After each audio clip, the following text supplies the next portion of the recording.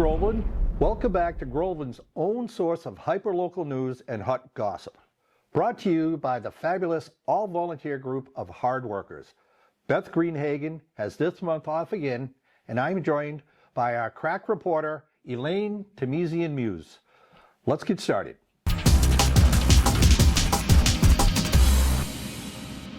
Groveland got a lot of snow this past winter, didn't we? But did you know we're still in a drought? We're not alone. According to the AP, over 61% of the contiguous U.S. is experiencing record drought levels for this time of year. Drought impacts not just our water supply, but increases the risk for fires and affects food prices by making our food cost more, as well as costing farmers more to feed livestock. The National Oceanic and Atmospheric Administration reported that March was the third driest month recorded, regardless of time of year, trailing only the Dust Bowl months of July and August in 1934. Groveland Community News reached out to Colin Stokes, Groveland's Water and Sewer Superintendent, for more information. He told us that as of April 8th, our ongoing drought, it was never lifted, even over the winter, was finally downgraded to a level 1 drought by the Department of Energy and Environmental Affairs. Mr. Stokes says that even though we are trending in the right direction, we remain in a mild drought. What does this mean to you? Level 1 restrictions mean that all non-essential outdoor water uses are restricted to no more than 1 day per week, before 9 a.m.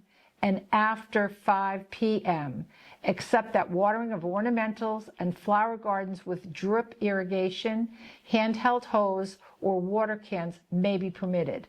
Hydrants will be flushed on schedule because it is an important tool in maintaining water quality by flushing the iron and manganese that many of us in town experience as brown water.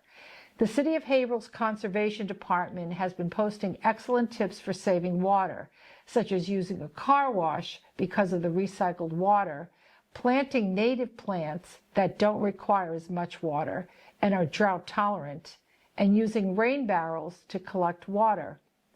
Follow their Facebook page for more great tips. We look forward to updating you on this important topic. We don't know how he does it, but GCN's very own historian, Lee Thomas, always manages to make history fun and exciting. He's back with us with another segment. Let's watch. Thank you. I'm Lee Thomas, and this is What Was Up Groveland. Born in Boxford, Massachusetts in 1792, Rufus Porter lived a fascinating and varied life in his 92 years. He was an inventor who designed a steam-powered airship to make it possible to travel from coast to coast. He designed a revolving pistol chamber and sold the patent to Samuel Colt for $100. But wait, there's more. He was a dance teacher and the founder of Scientific American magazine. He was also what was known as a tramp artist, who would travel from one community to another and for room and board would produce commissioned artwork from cameos and portraits to beautiful murals. He was an interesting man, but what, may you ask, did he have to do with Groveland? To answer that, I'm going to take you back to early colonial Massachusetts.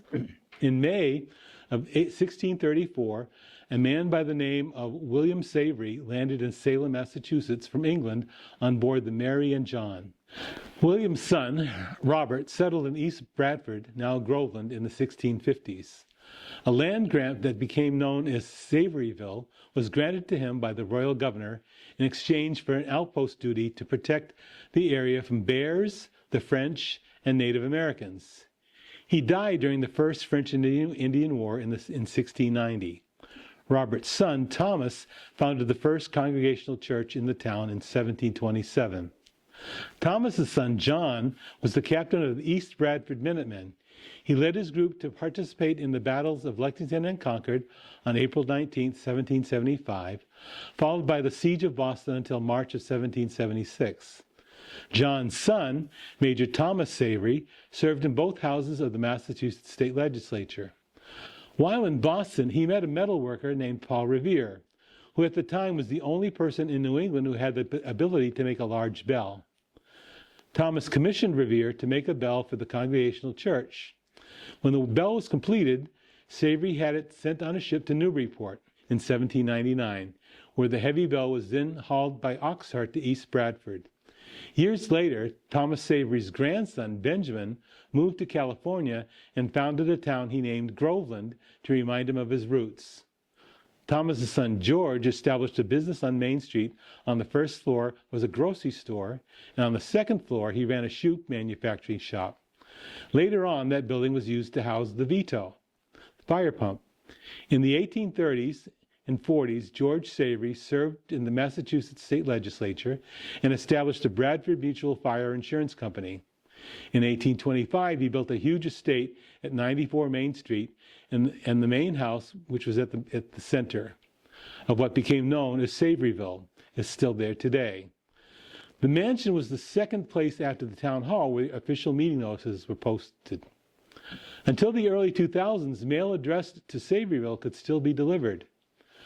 So George built this impressive house, and he and his wife decided that wallpaper would be too expensive. Remember Rufus Porter? This is where the tramp artist became part of his Savoryville history. He was commissioned and given room and board to produce murals for the Savory mansion. Can you imagine this? Eventually, Rufus Porter produced 180 feet of murals throughout the home. He used a variety of techniques, using clay from the Merrimack River to make pigments for some of the works. He created landscapes and harbor scenes, some done monochromatically and some in beautifully subtle colors. A book published in 2003 showed that much of Porter's work was still decorating the Savoryville mansion. Thanks, Lee, for another great history lesson.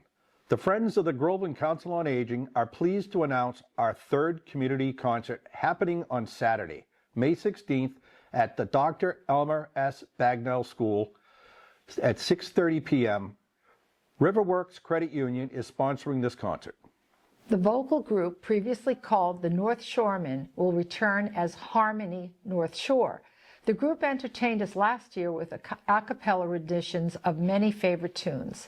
For added excitement, the Friends welcome back the Bagnell 5th and 6th grade chorus under the direction of music educator Jacqueline O'Connor as the opening act. Tickets are $20 for adults and $10 for children. You can pay at the door with cash, check, or Venmo. Doors open at 6. There will be a 50-50 raffle and free light snacks will be available. All proceeds from the fundraising event help to support the programs and services provided by the Groveland Council on Aging. The Friends are grateful for the Riverworks Credit Union for their financial support. And don't forget, it's time for the Friends of Groveland Council on Aging annual town-wide yard sale, taking place this Saturday, May 2nd, from 9 to 3. All funds will support the COA's mission and programming. I have a special interview to bring you this month. See if you recognize this landmark in town. Hello, and welcome to Groveland Community News. My name is Elaine Tunisian-Muse, and today we will be learning about Georgia Valhooley and Joanna Valhooley of John Val Hair Salon right here in Groveland, and we're going to learn about their incredible life story. Hello, Georgia and Joanna. Hello, Elaine. Thank you for letting us interview you today. So for our viewers who do not know of this business called John Val Hair Salon along Elm Park, you will be amazed at what one family has done and is doing and how much the town of Groveland has benefited by their vision. So I've known the Valhooley family personally, starting with John, George's beloved husband, and Joanna's father, for decades. So I would like to start with a bit about your family history, starting from Greece.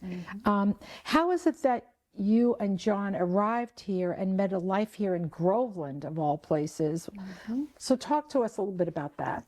I will talk about that. But first I want to talk about you. I really want to say how proud I am and to congratulate you on your life's work. you have touched so many lives, including all my grandkids. So I know what you're all about and what you have done for Groveland, and look what you're doing right now. This is So not I'm about going to me. start this. Yeah, it isn't. But okay. Thank well, you you. know what? First, John is the main character. Okay, so I mean, he was born in Greece, and unfortunately, World War II came, and then the Civil War came, and it destroyed their lives. His dad was a well-to-do guy. He had a lot of businesses. All right, and when Civil War came, because he had all these businesses, the communists kind of called him and put him in jail. And unfortunately, he died in jail. So we can say that's, so here now is, John is the oldest of 5, and my mother-in-law is widowed. They owned 2 places. They had a summer home, and they also had a city home. So their city home was burnt. And then once my father-in-law died, they had no place to go, so they went and lived with her parents in Thessaly, further away from where they had grown up. So that's it. My mother-in-law had 5 kids to raise, 12 to 2. Wow. And, you know, and it was John really that fought. I mean, he grew up, you know, through high school there, and I think he saw a lot of American movies. And he wanted to come here and be a star, probably go to California and be a star, right? Really? With the dark glasses, right. Oh. Yeah, oh yeah, yeah. So he fought to come. He wanted to come. And his mother said, Johnny, nope. John Oyani was his Greek name. You don't go alone. We go together or we don't go at all. We go as a family. Wow. And she was willing to leave her. She left parents. everything and dragged 5 kids, siblings, right? yeah, everything. Wow. And they were very lucky they had a sponsor. My father-in-law had a brother here Okay. who was in the shoe industry. He employed like 400 people, like Liberty Shoe. And that was in Haverhill? In Haverhill, yeah. That's when Haverhill was booming. Yes. It was a major, Queen's Shoe City. Yes, yes. That's what it was named, yes. So they were very lucky. So, you know, he brought them over, all 5, and the mother. So Okay. that's his story. Okay. And he came here and he worked for his uncle for a few years and hated the shoe shop, hated being controlled by an uncle. And he decided to join the service. Oh, right. He joined, he decided to join. He went and he did it because the English was still bad. They didn't speak English. So he didn't pass the first time he went. Oh. So he studied so hard, he went back again and passed it. So he went into the military. Now, And was it the Army that he? Army. Okay. And he ended up in Korea Okay. for almost 2 years. Yeah. So that's that. So then when he came back, so with the GI Bill, he had to learn better English in order to continue school. So he went to Newman Prep for a year. What prep? Newman Prep in Newman Boston. Prep. Oh, yes, He I've went to heard of prep that. school for a year, and he wanted to be a pharmacist. So he applied to pharmacy school, and he got into New England School of Pharmacy, which is still around, I believe. Yes. So he started out going to pharmacy school. But then he felt, I have younger brothers at home. Pharmacy school is going to take me so many years. I cannot, it's not. He felt guilty going to school, knowing Right. there were so many people that needed to be supported, Yeah. right? So he was walking up and down Newbury Street and counting all the heads coming out of the hair salons, right? And that's when he decided, that's what I'm going to do. I'm going to just go to hairdressing school. He quit pharmacy school, and his advisor, John, you're my best student. You're quitting? He says, I'm sorry, I'm quitting. He quit. Went to hairdressing school. Nobody knew, because back then it was embarrassing to be a hairdresser, right? Right. Never told his mother, never told anybody until somebody saw him in school and gave away the secret. So that's the beginning of the hairdressing part for him. Interesting. Yeah, isn't it? Very. And his mother, when she found out, she said, oh my God, I come all the way to America. I come all the way to America for you to be a hairdresser. Her Yeah. goal was, I'm going to go to America and my kids are going to be educated, Right. and, you know, not a hairdresser. Isn't that No, she something? went to her bed. She took to her bed. How interesting. Yeah. So I want to also get into this place and that. So let's continue here. So how did this business start? And what were some of the strategies? Because I know John's story a little bit Yeah. on how Yeah. he propelled it into okay, success. Right. Well, this is our third salon actually that we opened up. We had one in Haverhill. Urban Renewal took it away, and then we opened up in Bradford. Okay, then from Bradford, this place was up for sale. The Groveland Library, and the Town Hall up the street. Now, this was an old fire department. This was the fire department, but they had built the new facilities. Right. The new town hall, the new the new firehouse and whatever. So the town hall was there, so they had to sell the building up the street, which was the original town hall. Yes. And then the Groveland Library. Yes. So everything now is consolidated in one area. Right. So they had these 3 buildings that they had to do something with. So, you've got to sell them. And so that's when we hopped in. In this particular building, believe it or not, they wanted to tear it down. For parking. For parking. Wow. So And he I- really saved it. Yeah, and a group got together and saved it. So, we fought for this. There were people bidding for this, for all the places. And this was, a lot of people were bidding for it. In the end, there were 3 bidders, okay? And one of them was us. So we had to go and present to the town hall what we wanted to do with it and whatever. And it was like a closed bid sale. They put an X amount on this building. And the fact that we had 2 other people bidding for it, John says, I'm going to bid. I'm going to give them everything they want. So we arrived that night at town hall with a sealed envelope and handed the envelope to the selectmen. And the other 2 people never showed up. We could have gotten it cheaper. Right? If only we had Right, known. yeah. And that's how we ended up getting this building. Right. And you really did a lot of renovations. Oh my God. It was, It was dilapidated. we bought it sight unseen. The outside was boarded up. And I remember that first we bought it, we walked in through the door. The door was still there. And the ceiling was coming across. And I took a broom and I went like this and I got a shower of water. And we looked around, we said, oh my God, what did we just do? Yeah. What did we Wow. just do? Wow. So- So you, now your kids were little then, right? Joanna was only, I was 10. she was 10 years old. Yeah. And the So, boys were And my other teenagers. 2 were in high school. Yeah. so you and John bought this building having all these young 4 kids, children and renovated the building so that, We did. how long did it take to renovate? It took, I think became ours around February. And by July, we had it opened up. Because I'm sure he had it on speed dial. We were here, he worked in Bradford and I was here every single day, scraping all this wood and just here with the carpenters working right along with them. Just beautiful. Yeah, so, Just beautiful. and I tried to save everything I possibly could historically. Right. What would you say about your vision of the American dream? Like you were born in Greece as well, I was correct? born in Greece. I left Greece when I was 9. Okay. So my life basically was here. Yeah. My life in Greece I was born during the war, 42.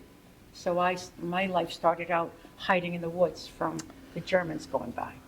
All right, boy. so a whole summer, hiding, and I'm the infant that they would have choked because I would cry.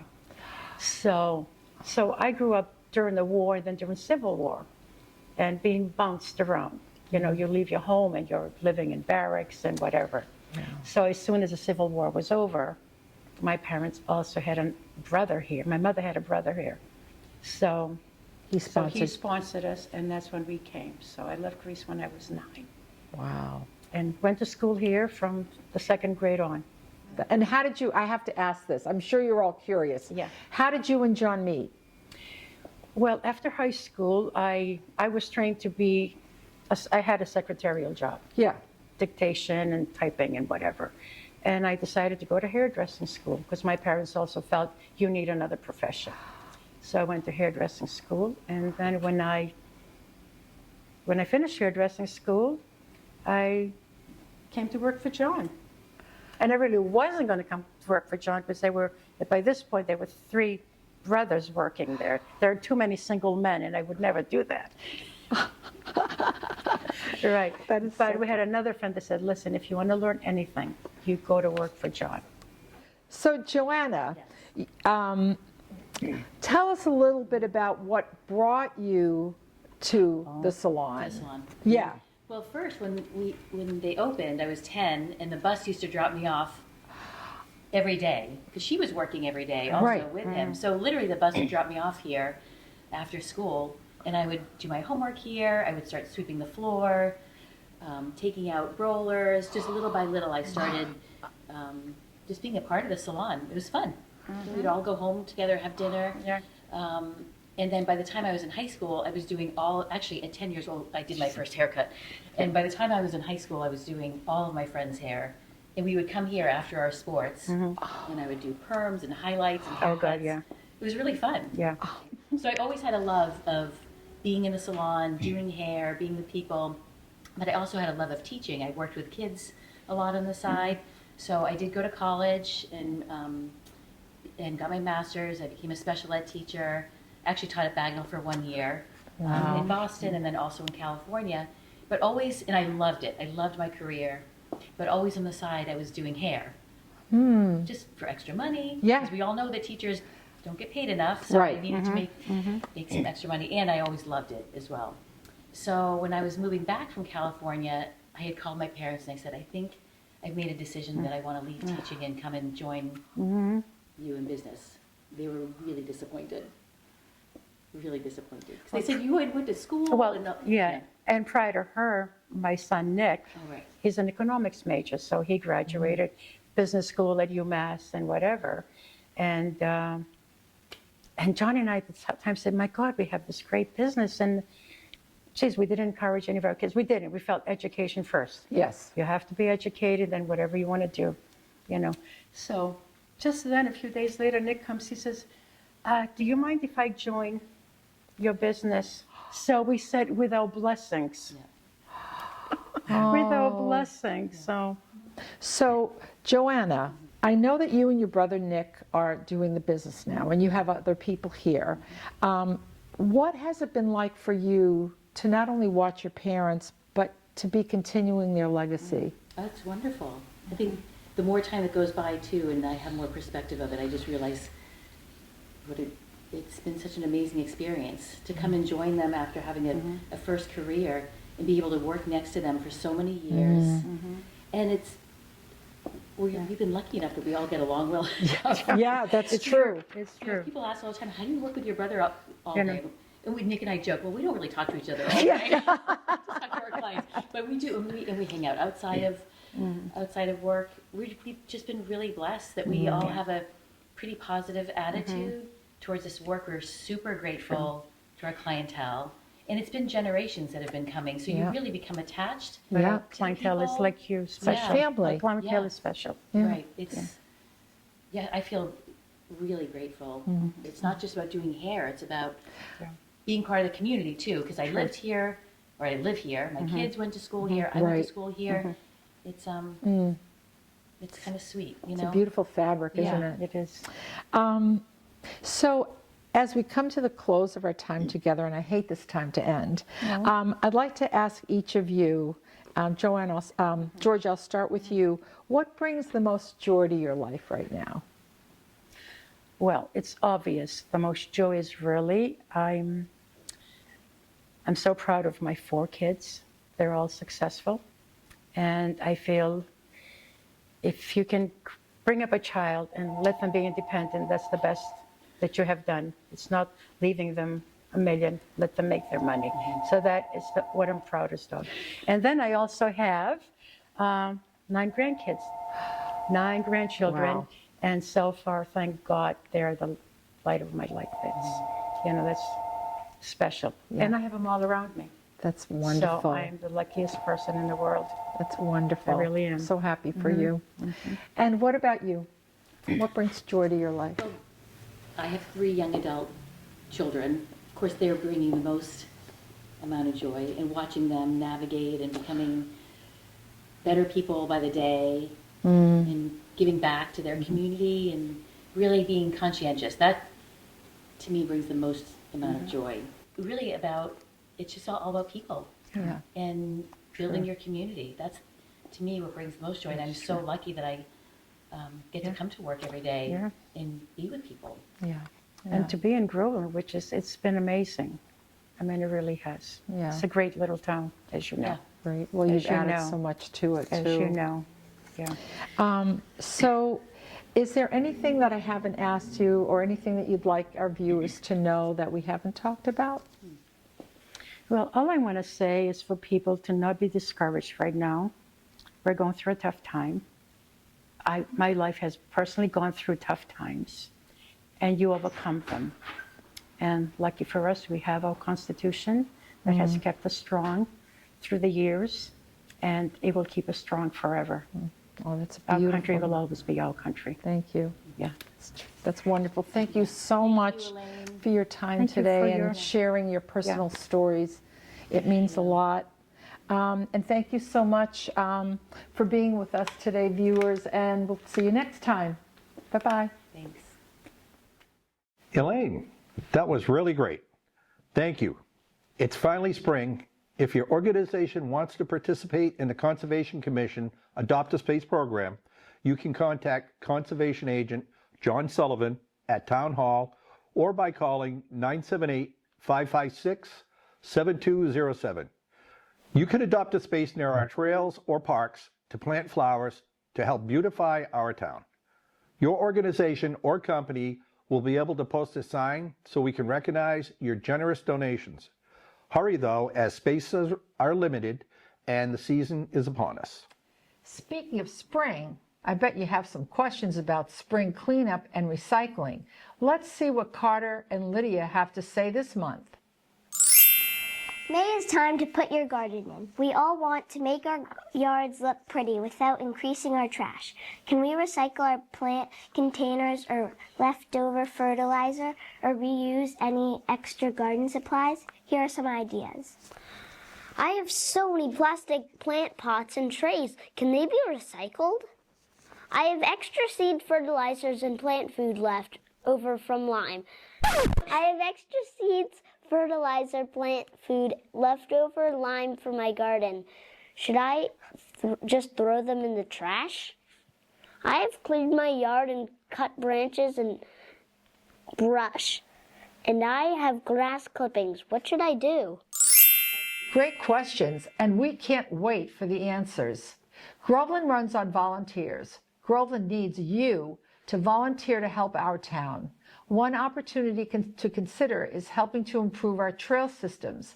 The Recreation Committee and Conservation Commission received a community preservation grant to enhance our trails. They need volunteers to build trail marker signs, measure trail distances, post symbols for trails, install new kiosks, and clean existing sites. Why not get involved and help make our trails a healthy hiking location right here in Groveland? Please contact Conservation Agent John Sullivan at 978-556-7207.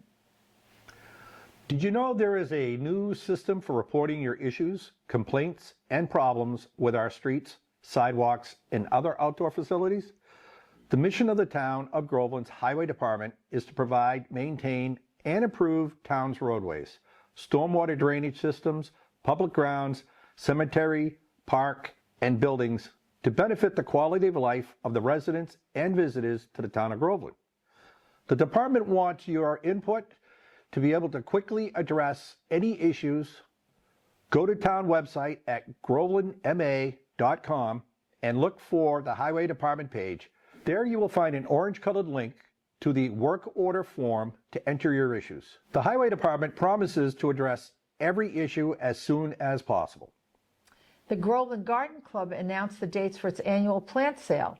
The pre-sale is available now online at grovelandgardenclub.org. The on-site sale will be held on Saturday, May 16 from 8:30 a.m. to 12 noon at the Little Red Schoolhouse at 24 Broad Street. You can shop their wonderful selection of locally grown plants to bring vibrant color and life to your yard this season. To help your new plants thrive, they are also excited to offer products from their friends at Black Earth Compost. You can purchase their fantastic soil and compost products directly through the pre-sale, or you can shop on their website at blackearthcompost.com and enter code GROVE26 at checkout. The pre-sale is open from now until May 4th. All purchased items will be available for pickup at the plant sale on May 16th. The Friends of VZ Park are looking forward to their 2026 annual lecture series at the park. On May 4th at 6 p.m., Trevor Smith, award-winning regenerative landscape designer and practicing partner at Social Impact Collective, will present an inspiring and practical talk on ecological landscape design. He'll explore how thoughtful garden design can support pollinators and wildlife, improve soil, water health, reduce environmental impact, strengthen resilience in a changing climate, and still look absolutely stunning. This talk is perfect for homeowners, gardeners, landscape professionals, and anyone curious about how their yard can become part of a larger ecological story. Next up is Amy Meltzer on May 14 at 6 p.m. She will explore the evolutionary relationships among native plants, insects, birds, and fungi, and why those interdependent systems are essential to survival. According to the Friends, whether you have a small backyard, acres to steward, this talk will leave you empowered to plant with purpose. Finally, on May 18th at 6 p.m., you can join naturalist and wild edibles expert Russ Cohen for a 1.5-hour guided ramble through the Milwaukee forest at the park and surrounding areas at VZ. You'll learn to identify at least 24 edible species. According to the Friends, all the events are free and held at the park, 201 Washington Street. Registration and tickets for each event is on their website at friendsofvzpark.org. And now it's time for some recycling answers. I have so many plastic plant pots and trays. Can they be recycled? Yes, they may be rinsed out if they have been recycled. Yes, they may be rinsed out, and if they have a recycling symbol on them, you can put them in the recycling cart. Especially the black ones, you can only return to the local garden stores where you bought the plants. I have extra seeds, fertilizer, and plant food, and leftover lime for my garden. Should I just throw them in the trash? Most of the year's items can be saved for next year. Put them away and remember to save money and time. Reuse them for the next garden, or you should share them with your neighbors. I've cleared my yard and cut out branches and brush, and I have grass clippings. What should I do? Consider starting a compost pile in your yard. These items degrade into soil, which you can use later. Our town also has a yard waste drop off-site 160 Center Street. It is open on Wednesdays, 3 to 7 p.m. and Saturdays on 8 a.m. to 2 p.m. Remember, Groveland, reduce what you buy, recycle what you can, and reuse items for the next time. Together, we can make a difference. Great tips, kids. You probably also know that leaving the leaves and grass clippings is not only good for your lawn and garden, it's vital for the many insects like luna moths, amphibians, and even migratory eastern red bats. Want to see more fireflies? Leave the leaves. You'll be glad you did, and you might even spot a glowworm.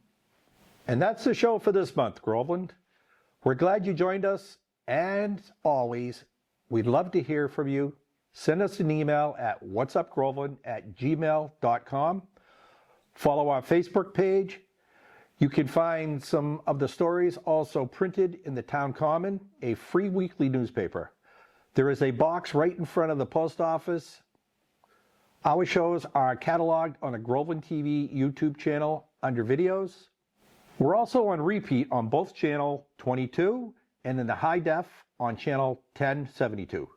Thank you for watching and see you next month.